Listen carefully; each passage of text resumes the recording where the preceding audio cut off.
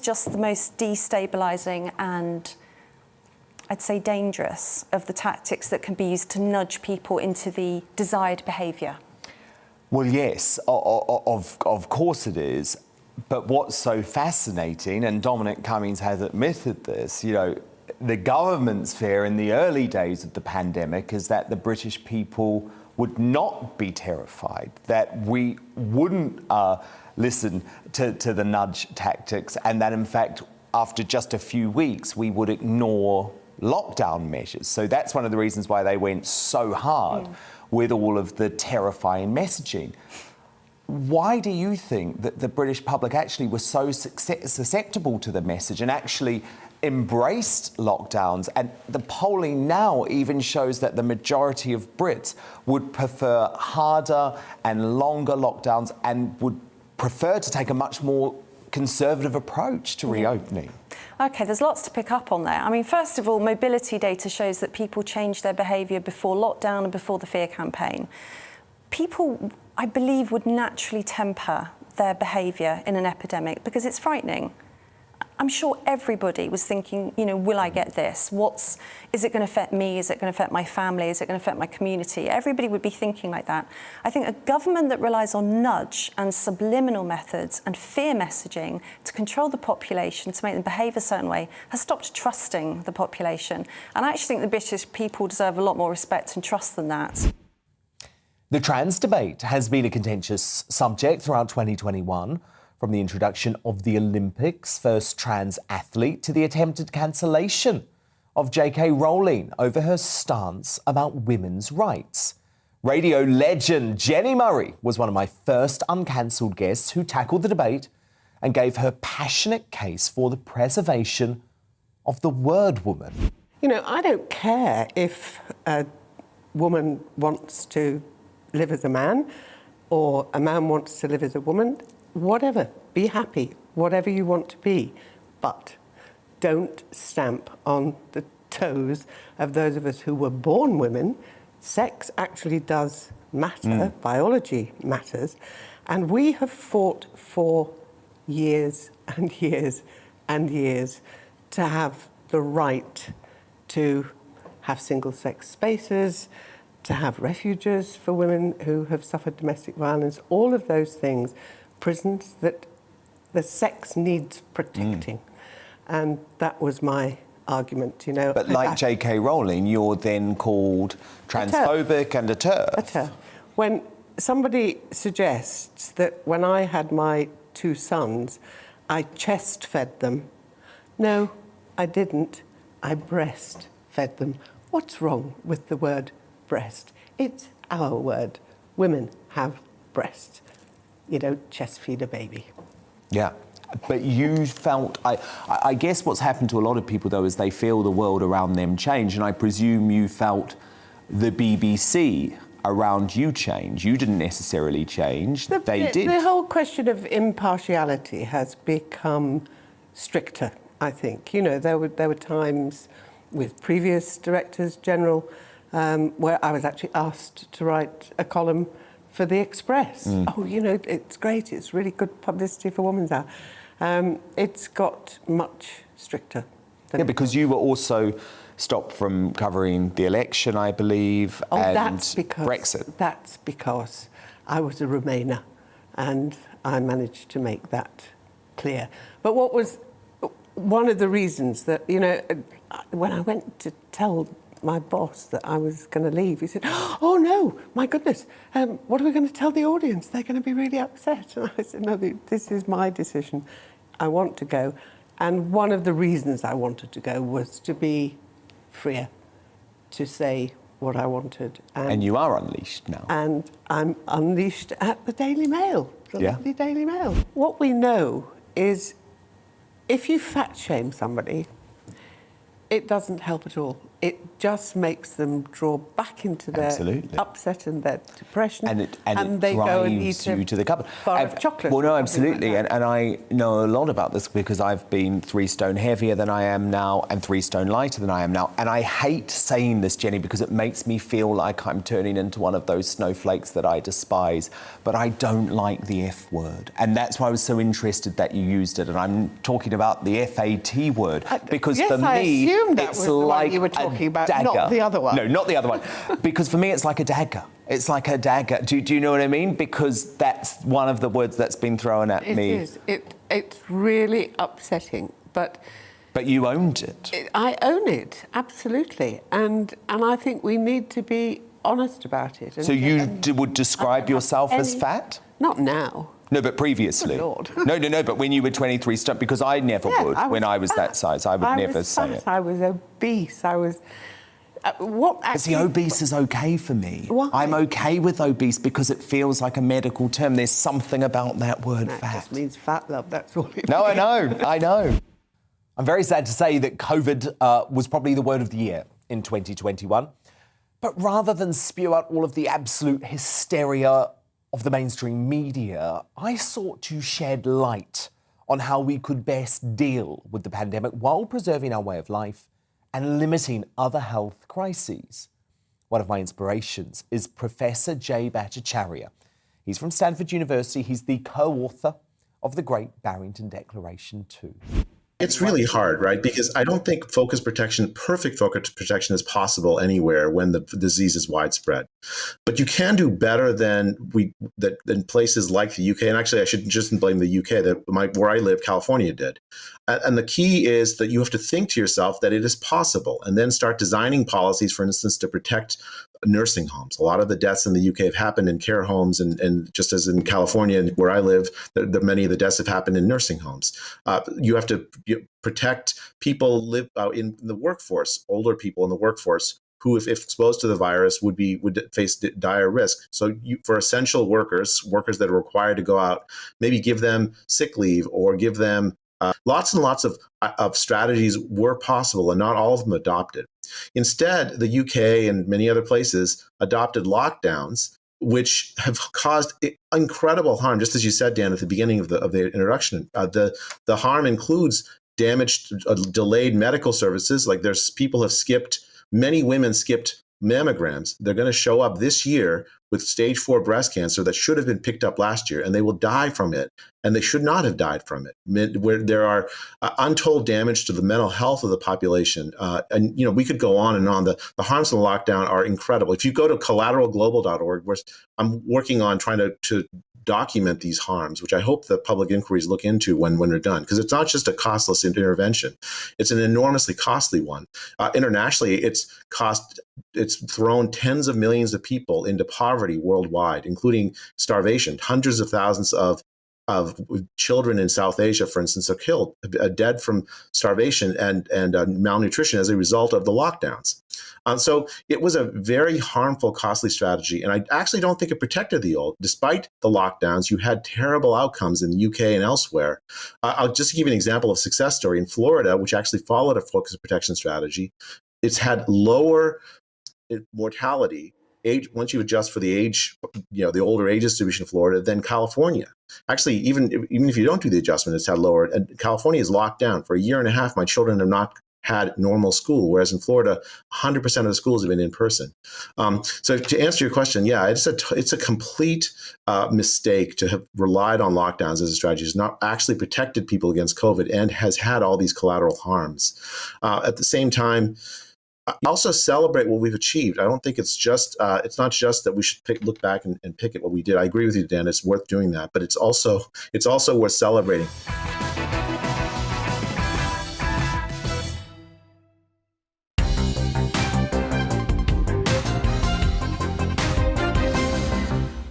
You're the first in your family to go to university, so whatever challenges your childhood presented, it didn't stop you going to university. How did you find it? Never felt like a student. I was always like a townie who was doing a degree and a little bit apprehensive about it. None of my friends really had gone to university. They're all trained as plumbers and electricians and that kind of thing. And it was completely not what I expected, a lot more down to earth. And I studied politics, so you can decide whether that was useful or not. You say you played hard and you worked hard. You did your schoolwork too. You get into Oxford. Yeah, Wow. I know. But I just was like a fish out of water, like, for most of it, to be honest. Although I did make some really good friends there. Why were you a fish out of water? State educated, northern girl doing science. And the work is really, really hard. It's completely different. What I realised was everybody else had a lot of coaching, a lot of extra tuition, a lot of support. There was no teaching, really. It's just like, here's an exercise book, get on with it. Crushed my confidence immediately, which, having gone from being this sort of clever, like, oh, you're out of 2,000 kids in this sixth form college in Manchester, we want you to sort of apply for, I was the only one who got in out of that, to basically being made to feel like I was totally thick, is quite crushing. Did your parents separate when you were young? Do you know your dad? They separated when I was 10. My father left home for strangely with a woman round the corner. I have to say, it's probably it made things more difficult financially, but it also made me probably appreciate what I've actually had, what I then had in the future, so to speak. So.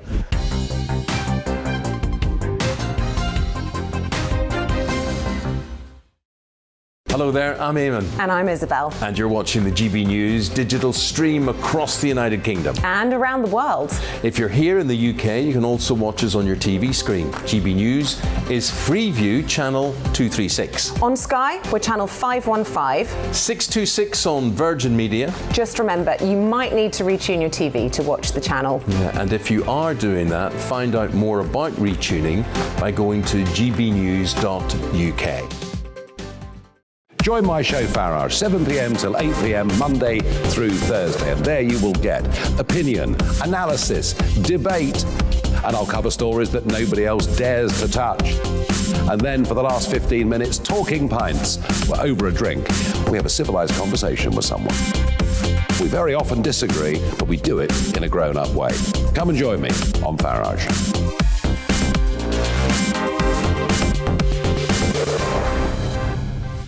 I'm Dan Wootton. Join me Monday to Thursday from 9 to 11 for the feistiest and most fun news debate on TV, where free speech reigns. I'll bring you a sharp take on the day's biggest stories, bombshell newsmaker interviews, and A-list guests.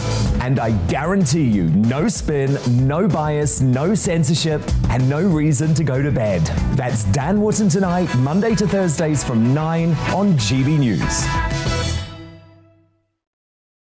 Hello there, I'm Eamon Holmes. And I'm Isabel Webster. And we hope you can join us for Breakfast with Eamon. And Isabel. You make me laugh out loud, belly laugh. Is that important first thing in the morning? Yeah, absolutely. And there's me trying to be deadly serious. News is a serious business. Yeah, I have to rein you in sometimes. Well, it doesn't stop us laughing at it. It doesn't stop us having an opinion on what's going on. Yeah. And it certainly will not stop us reflecting what you think. Weekdays from 6 to 9:30 on GB News.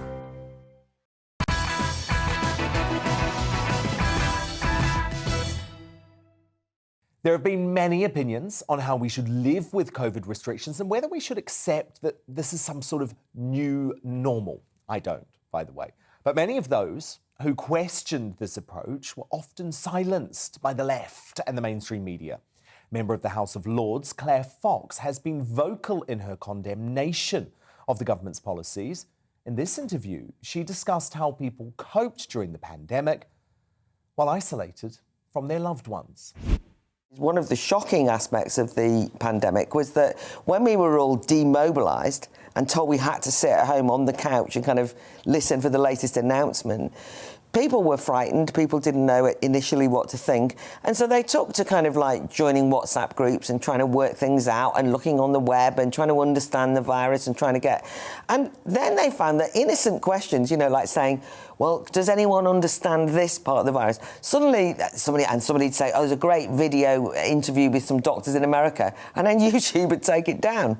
And then the government were describing anything that didn't fit a particular narrative, and actually pressurising the big tech to take things down. They were saying that is misinformation. Now that then created this atmosphere of censoriousness that made people, I think, become suspicious of official information, and it's fueled... Well, there's been a lack of scientific debate at a time where you could argue scientific debate has never been more important. But I think it was also about trusting us to say we can sort out the wheat from the chaff. Look, there are some mad ideas around, but that's what public debate's around, where you can start saying that's a crazy idea. When they start banning things or start creating an atmosphere where they say that is a dangerous piece of information, that sadly fuels conspiratorial thinking. Emma Raducanu's victory this year at the US Open was a proud moment for most Brits. But for some reason, many on the left tried to use the new superstar's heritage to push a political cause. The brilliant author and Spectator columnist Douglas Murray spoke with me about how sport was being used as a justification for open borders. The thing that made me so angry about this, Douglas, was an assumption, an absolute assumption in this narrative that Emma Raducanu and her family, as legal immigrants to the UK, would support mass illegal immigration across the Channel. Whereas actually, the more illegal immigrants that enter the UK without their papers and that sort of thing, the less immigration there is of brilliant citizens like the Raducanus. Yeah, that's right. It's great to be with you, Dan.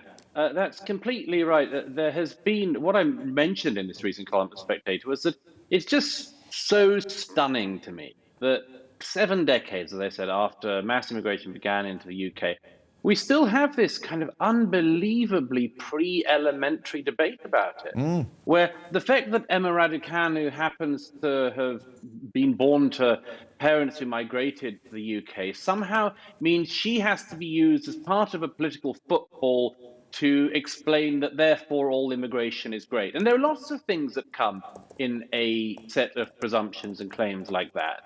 One of them is that there's sort of no difference, as you mentioned, between legal and illegal immigration. Of course there is. The difference is the law. The second thing is that it sort of suggests that immigration is only a good. And after 7 decades, we should be able to say, yeah, it's got lots of good things in it. And nobody tires of pointing them out. And there are downsides too. And you've got to take the rough with the smooth, the ups with the downs, and that we should by now be able to recognize that. We shouldn't have to pretend, as I said in the column, that everyone, for instance, crossing the Channel into Dover is a future US Open winner, and that basically Britain should announce to the other countries that they shouldn't bother sending anyone to the US Open in future. It will be a totally British-dominated podium for the rest of time. These are sort of just nursery-like fallacies, and I'm just stunned that they keep being trotted out after all of these years, because the public know better than this. We know it's a complex picture. We're not just bigots in waiting who have to be sort of hit with a stick to get into line with all of the pabulum you hear from figures like those that I quoted in my piece and you just quoted. But it's not just this. This is an example of the fact that on issue after issue in modern Britain, we seem to be totally incapable of being treated like adults and having conversations that adults should be able to have. While the Conservative Party maintained a poll lead for most of the year, many traditional Tories have started to lose faith with the party as a result of Boris Johnson's big government approach, including increased taxes and continued draconian controls on the way we live thanks to COVID. So is Nigel Farage's former party Reform the answer? Its new leader, Richard Tice, sat down with me to put his case. You know, they tried to cancel us, but actually we have, as you say, we've been uncancelled. Yes. And not before time. By the polls? Yeah, by the polls, and because actually what's happened is people have suddenly realised that they're no longer the Conservatives. I've been calling them for 6 months the con-socialists. They are the party of high tax, high regulation, meaning low growth and lower wages. So in a sense, they're just like the Labour Party. So they're both socialists, and that actually is not what people who voted Conservative at the last election, including many Red Wall voters who had never previously voted Conservative, so they're looking elsewhere and they say, who's going to stand up for decent, ordinary British workers. Do you need a high-profile defection to actually have a presence at Westminster? All comers welcome. It would be, of course, it would be great. I mean, it would be. And is there a chance of that? Are you speaking to anyone? I mean, obviously, I couldn't reveal negotiations on the live on air.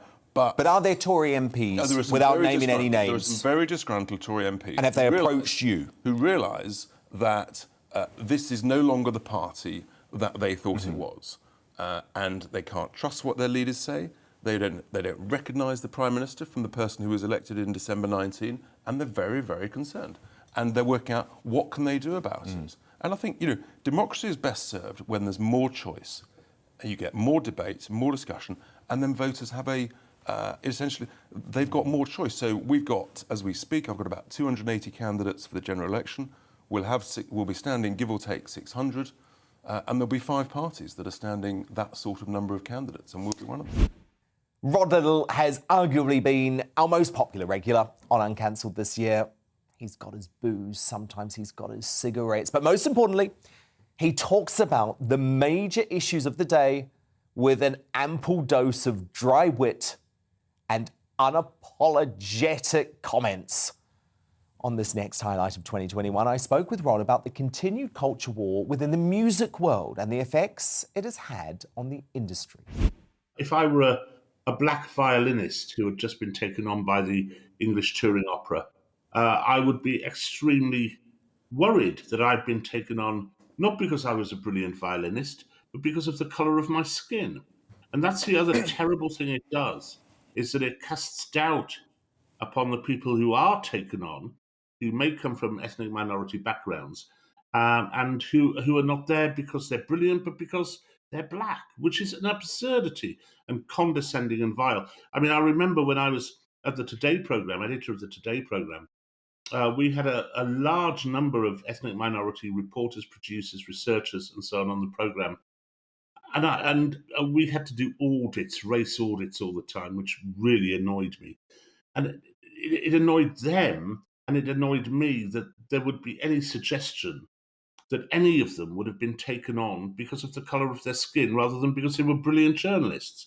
It is condescending, patronising, and it's wrong, purely wrong. And do we have any idea why the Arts Council didn't seem to back this decision? Was this just the ETO being uber woke as a sort of renegade organisation, or did they think there was some sort of pressure to diversify? I suspect they did think there was some sort of pressure to diversify, and I think also that stuff I was talking about earlier, which is that all of our corporations, all of our third sector corporations, the public sector institutions, are many of them are led by people who wish to prove their woke credentials by being more virtuous than thou and more radical than thou in imposing fatuous and idiotic and divisive and unpleasant regimens on the people who work for them. We've seen that at the National Trust. We've seen it at various Oxbridge colleges, and we're seeing it now throughout the various institutions which preserve our musical heritage back to the 16th century. All year, I've spoken about the authoritarian and unjustified measures Australia imposed on its citizens as it turned itself into a hermit kingdom and unsuccessfully pursued a zero-COVID policy, which thankfully they eventually had to abandon. One man who took the place of the toothless mainstream Aussie media was wedding photographer turned citizen journalist RUKSHAN FERNANDO, whose shocking protest footage was viewed by millions around the world.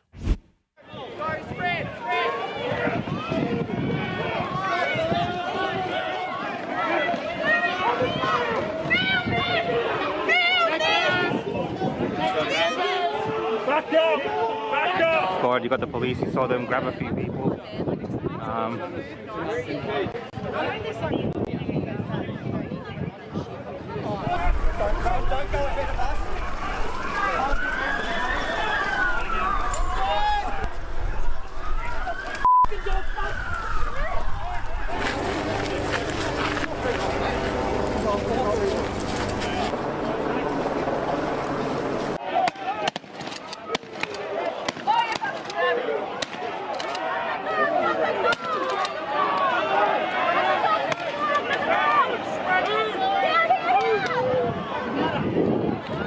go around the back, guys. Wow.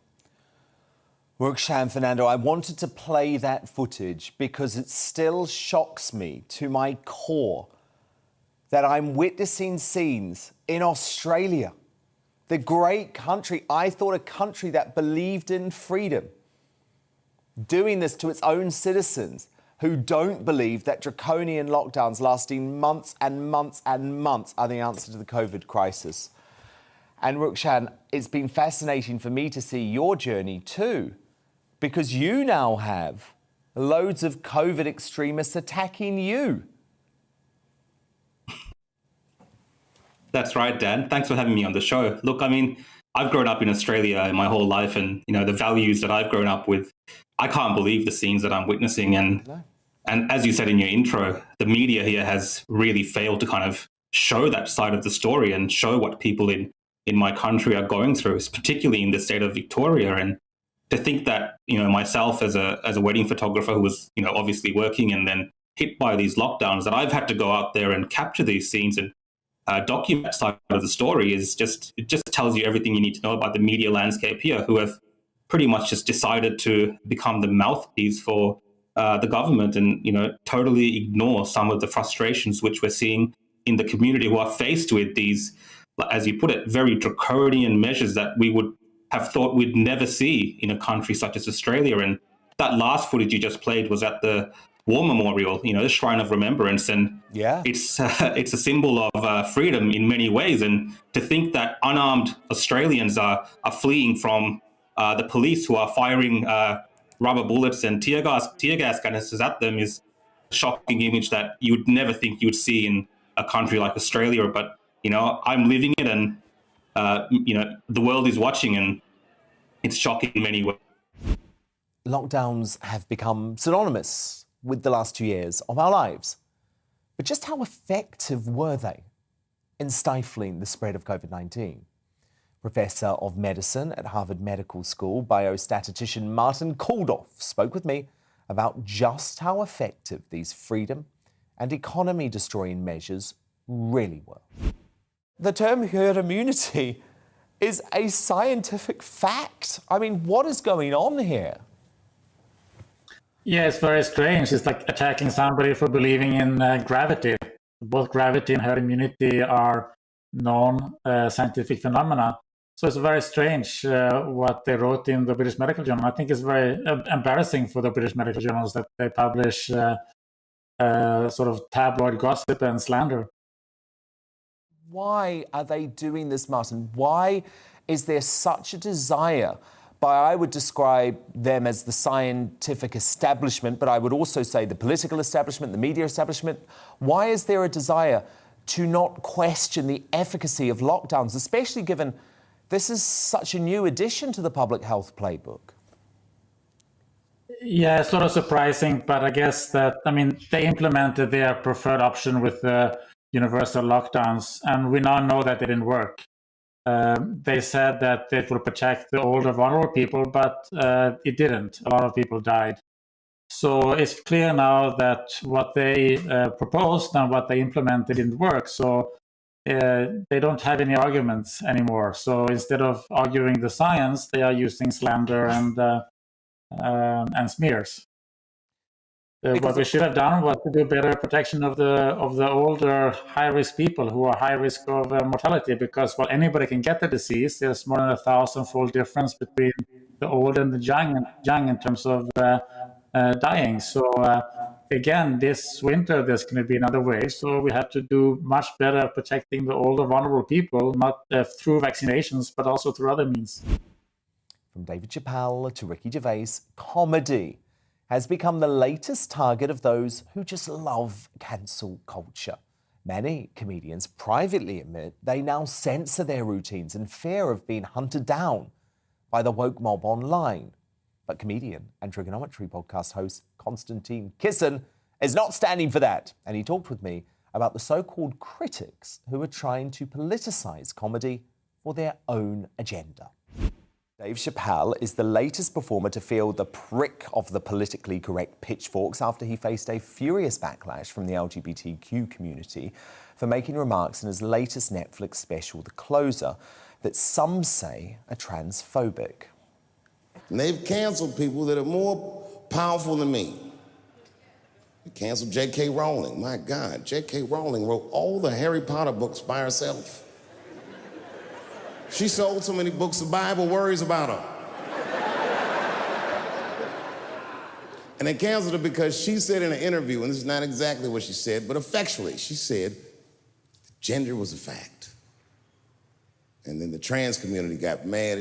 They started calling her a TERF. I didn't even know what that was. But I know that trans people make up words to win arguments.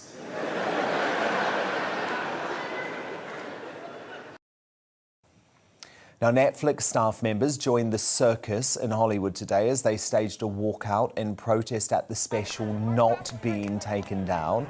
To chants of Trans Lives Matter, campaigners pushed for Netflix to respond to a list of asks, including the hiring of more trans executives and greater spending on trans and non-binary content.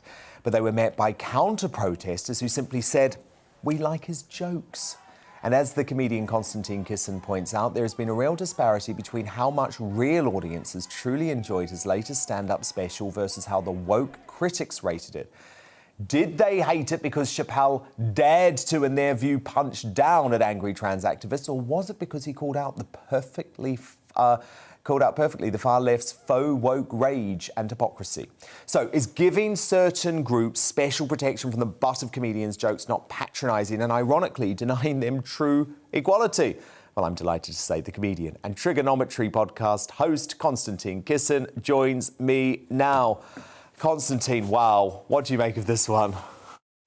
Well, it's good to be back, Dan. I'm starting to think Dave Chappelle is even cleverer than I always thought, because I think this is a very good ploy by him to get as many people as possible to watch his last special. And I'm seeing a lot of people saying that. You know, I didn't even know who Dave Chappelle was. I didn't know what he does. And this is the first of his specials that I've seen. And now I've gone back and watched all the previous ones. So well done to him on getting the attention that I think his special deserves. But I think you're right, Dan. We are in a position now where, you know, the irony of it is, and you played a very short clip there of him talking about the trans issue, but Dave Chappelle goes after everyone. I'm Jewish, as you know. He makes fun of Jews. In fact, at one point, I think he jokingly compares Jews to the Nazis of all people, and so on and so forth. He makes fun of black people, white people, women, etc., men, of course. And if you sat through that whole thing and you thought, well, this is all very well, and these are just jokes, but then when it gets to your particular issue, then you have a massive meltdown. I think you're not being very consistent there, which is interesting. And of course, Chappelle did say with this that the reason people get upset with his jokes is that they don't listen, and it's good to see them proving them wrong. British rapper Zuby became an outspoken voice during the pandemic over his concerns about how COVID has been used to control our daily lives.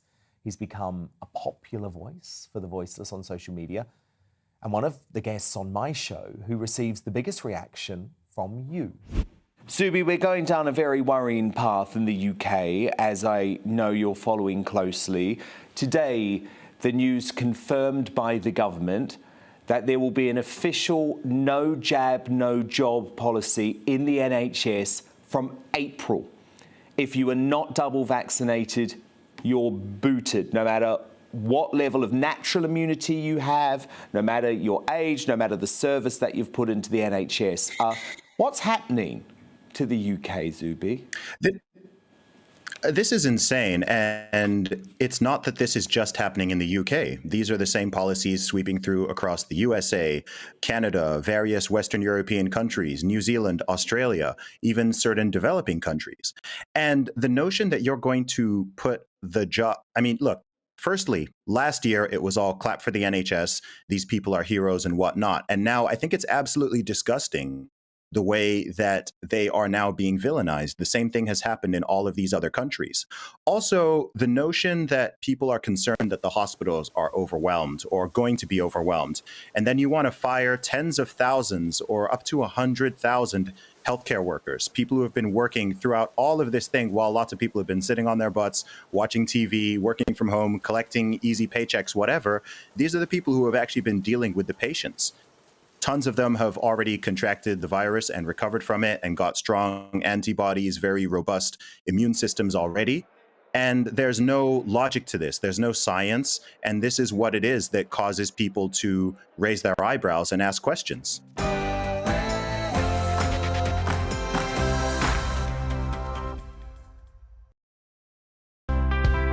It's time to remind ourselves there's always another winter. Canary Islands sponsors the weather. Looking ahead to this afternoon, and the UK is looking very mixed with some sunshine but also bands of rain or showers sweeping eastwards. Let's take a look at the details. By late afternoon, the rain will have cleared southwest England, leaving a legacy of sunny spells and blustery showers, some heavy with hail. Temperatures in Plymouth at around 11 Celsius. The same rain band will now be bearing down on the London area, so expect some heavy downpours and gusty winds for an hour or two. But most of Wales will be back into the sunshine, albeit with a scattering of blustery showers, especially near the coast. There will still be some rain across Pennine areas, but brighter skies should return to most parts from the west before the sun sets. Temperatures by late afternoon around 9 or 10 Celsius. The odd shower may encroach into North Yorkshire and Teesside later this afternoon, but on the whole it should remain dry and bright with the best of the sunshine for Northumberland. Lots of showers will be packing into western Scotland, likely merging into longer spells of rain at times. Some of those will blow across to the east of the country too. Northern Ireland will see a mixture of sunshine and showers this afternoon, with the majority of the showers in western and northern areas. Heavy rain and gusty winds will soon clear eastern England, with plenty more showers feeding into western and northern areas. And that's how the weather is shaping up for the rest of the day. Canary Islands sponsors the weather.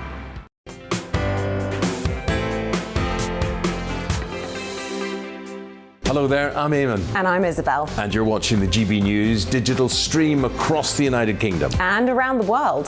If you're here in the UK, you can also watch us on your TV screen. GB News is Freeview channel 236. On Sky, we're channel 515. 626 on Virgin Media. Just remember, you might need to retune your TV to watch the channel. Yeah, and if you are doing that, find out more about retuning by going to gbnews.uk. Join my show Farage, 7 p.m. till 8 p.m. Monday through Thursday. And there you will get opinion, analysis, debate, and I'll cover stories that nobody else dares to touch. And then for the last 15 minutes, talking pints. We're over a drink. We have a civilized conversation with someone. We very often disagree, but we do it in a grown-up way. Come and join me on Farage.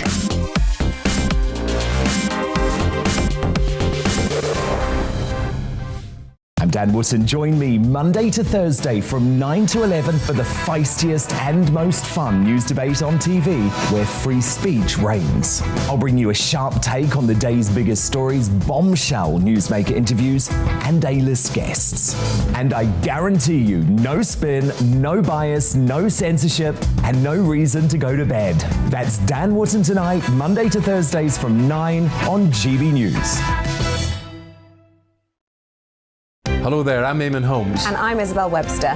And we hope you can join us for Breakfast with Eamon. And Isabel. You make me laugh out loud, belly laugh. Is that important first thing in the morning? Yeah, absolutely. And there's me trying to be deadly serious.